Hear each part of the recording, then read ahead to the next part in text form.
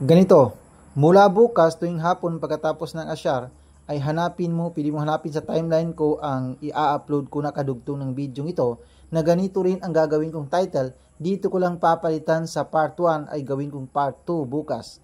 At sunod-sunod po yun araw-araw tuwing hapon pagkatapos ng asyar. Dito ko lang papalitan gawin kong part 2, part 3, part 4. Bali, sa ngayon pa lang ay ito yung first time na gagawin ko sa iyo, pang basic kung paano kita turuan bumasa ng Quran. Ganito lang, madali lang naman basta maintindihan mo lang. Itong ituturo ko na ito, itong isusulat ko na ito sa iyo ay pwede mo itong mababasa kahit na hindi ka pa nakakita ng Arabic alphabet buong buhay mo. Basta makinig ka lang. Ganito. Itong ganitong sign ang magtuturo sa iyo kung paano basahin ang letra at saka yung ganitong sign. Ganyan. Unahin natin ang ganyan. Tuwing makita mo yung ganitong sign sa taas ng letra, kahit saan sa mga letra ng Arabic alphabet, ay ang gagawin mo ay basahin mo ang letra sa kanyang pangalan papunta sa letter A na vowel kapag sa taas ng letra mo makita ang ganitong sign. Halimbawa, itong letrang ito ay mim. Ang mim siya ang letter M kung sa English. Bali, kapag dito mo makita sa taas na lalagay ay basahin mo, magsisimula ka sa letter M papunta sa letter A na vowel, kaya ma. O ganun lang. Halimbawa naman kapag sa baba mo naman nakita ay papunta ka sa letter E na vowel.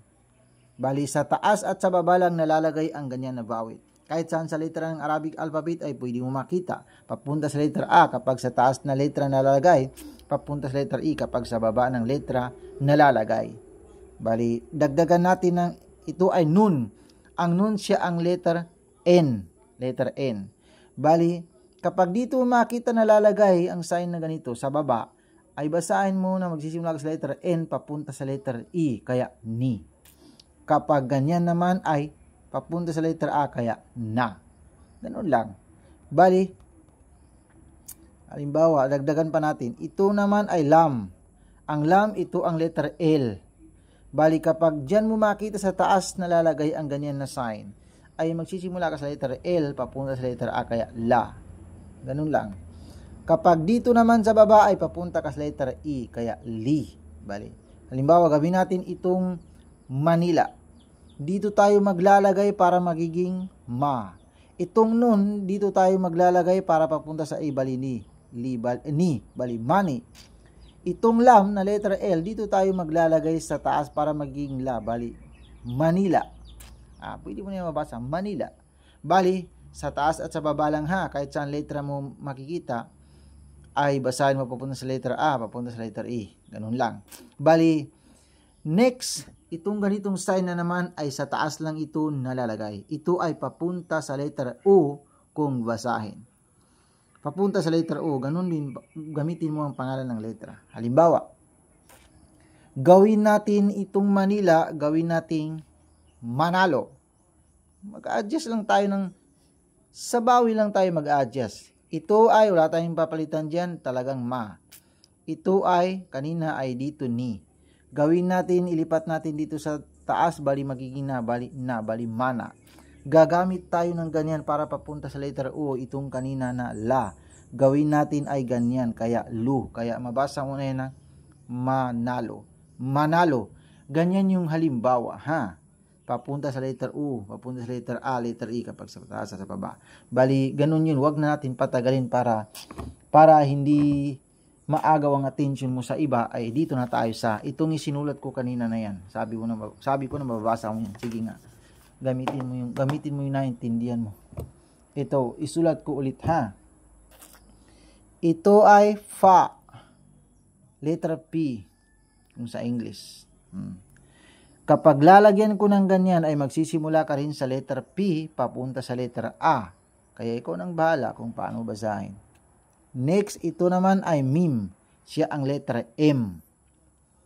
Dito ako maglalagay sa baba. Kaya ikaw nang bahala kung paano basahin. Magsisimula ka sa letter M papunta sa letter E. Ito naman ay lam, letter L.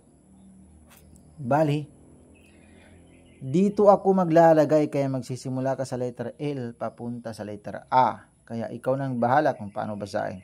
Bali kung naintindihan mo yung paliwanag ko ay mababasa mo ito. Ikaw nang bahala kung paano basahin yan. Bali basahin mo ito at next ito pa. Dagdagan ko pa, ganyan din ang gagawin ko, mag-a-adjust lang ako ng vowel.